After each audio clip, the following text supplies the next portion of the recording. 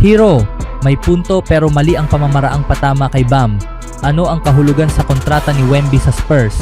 At Warriors, interesado sa reunion sa 33 million champion. Nagkaroon umano ng pisikal na komprontasyon sina Bam Adebayo at Tyler Hero sa isang practice court sa Las Vegas nitong araw, ayon sa ulat ni ESPN insider Shams Charania. Habang papalabas sila ng court, sinuntok umano ni Adebayo si Hero sa mukha.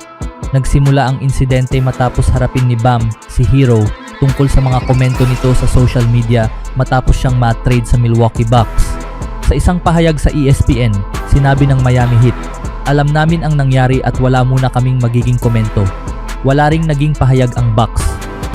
Nag-post si Hero sa kanyang Instagram story ng isang graphic na nagpapakita ng mga players na may pinakamababang field goal percentage sa mid-range, kasama sa listahan sina Giannis Antetokounmpo at Adebayo. Nanguna si Giannis sa listahan na may 26.8% shooting mula sa mid-range, habang ikasampu naman si Adebayo na may 35.9%.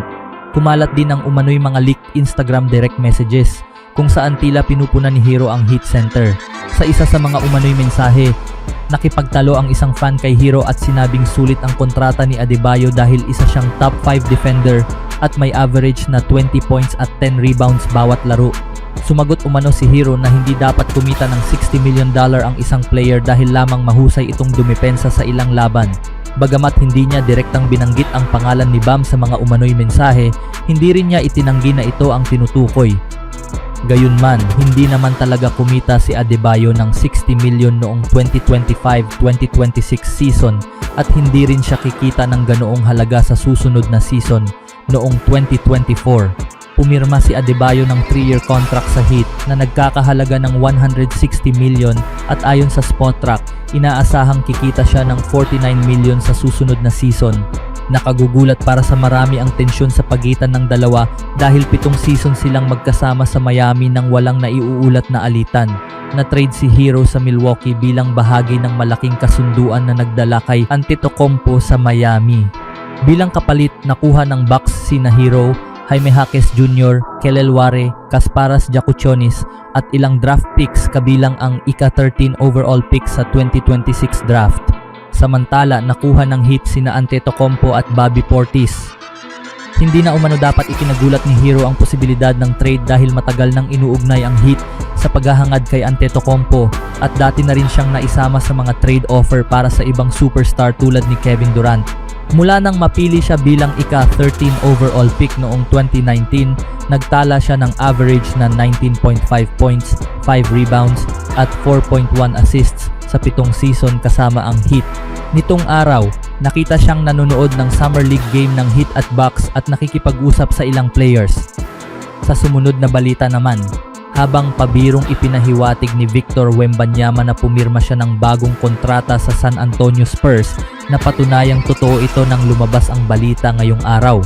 Habang naghahanda ang Spurs para sa susunod na season sa pangunguna ni Wemby, naging kapansin-pansin ang kanyang 5-year contract na nagkakahalaga ng $252 million dahil sa kakaibang probisyong tinatawag na escalator.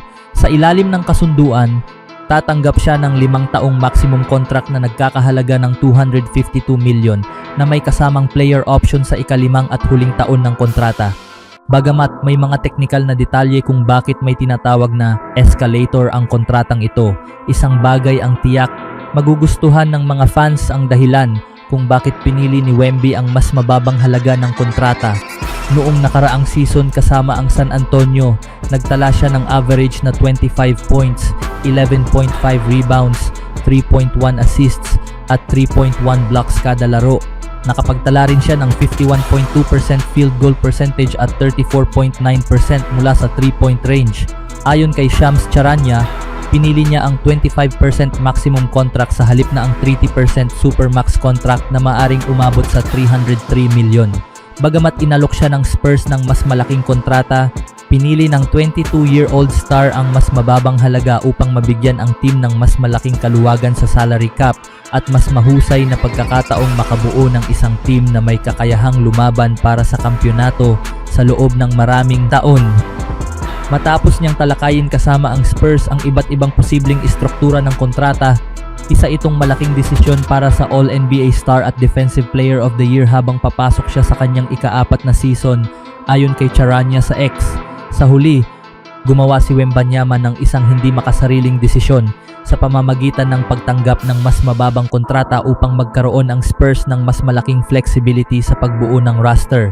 Sa ngayon, nadagdagan na nila ang kanilang team sa pamamagitan ng pagkuha kay Tobias Harris sa free agency. Sa huling balita, patuloy na agresibo ang Golden State Warriors sa kanilang pagsisikap na makuha si LeBron James dahil nauunawaan ng team ang kahalagahan ng pagkuha sa 4-time champion ngayong summer. Ang posibilidad na magsama sina Stephen Curry at James sa iisang team ay tila isa ng makatotohanang senaryo. Ginawa na ng Golden State ang lahat ng makakaya nito upang hikayatin si James na sumali sa team. Ayon sa ulat, ang pinakahuling hakbang ay ang pakikipagpulong ni Draymond Green sa kanya upang pag-usapan ang posibilidad ng kanilang pagsasama. Nagkita sina LeBron at Green habang ang all-time leading scorer ng NBA ay naghahanap ng bagong team para sa susunod na season. Ayon kay ESPN insider Shams Charania, iniulat niya na magkasamang naglaan ng oras sina James at Green ngayong linggo sa isang hindi isinapublikong lokasyon, ayon sa kanyang pahayag sa The Stephen A. Smith Show noong Miyerkules, isinulat ni Zach Bachar ng Bleacher Report. Naging bukas din ang ahente ni James na si Rich Paul tungkol sa sitwasyon ng hinaharap na Hall of Famer. Naniniwala si Paul na kung sasali si James sa Warriors, agad silang magiging isa sa pinakamalalakas na team sa liga. Kung basketball lang ang pag-uusapan, ayaw mong makaharap ang Warriors, lalo na sa isang playoff series. Ayaw mo ring umabot sa trade deadline na maliliit lang ang naging pagbabago sa roster. Kung pag-uusapan ang husay sa pag-iisip sa basketball, karanasan, at patuloy na mataas na produksyon, napakahirap nilang kalaban, Max, ani Paul. Lumalabas na hinihintay muna ni James kung ano ang magiging galaw ng iba pang mga teams na may tsansang magkampiyon bago siya magpasya kung saan siya maglalaro sa susunod na season. Naiugnay ang Warriors sa isang malaking hakbang upang kunin si Anthony Davis, ngunit nagpapakita rin sila ng interes na palakasin pa ang kanilang roster sa iba pang posisyon.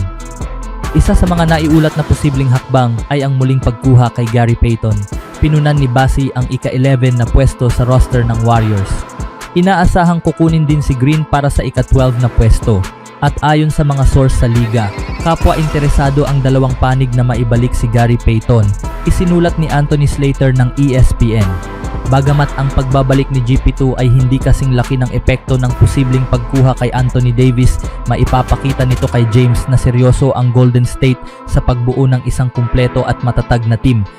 Ang pagdaragdag ng isa pang veteranong player ay makapagpapalakas din sa kanilang second unit o ikalawang grupo ng mga players. Kumita na si Payton ng mahigit 33 milyon sa kabuuan ng kanyang career sa NBA at napanalunan niya ang kanyang nag-iisang kampyonato kasama ang Warriors. Ang kanyang muling pagbabalik ay magpapalalim sa roster ng Golden State at maaaring makatulong upang mapanatiling interesado si James habang patuloy niyang sinusuri ang kanyang mga pagpipilian para sa susunod na season.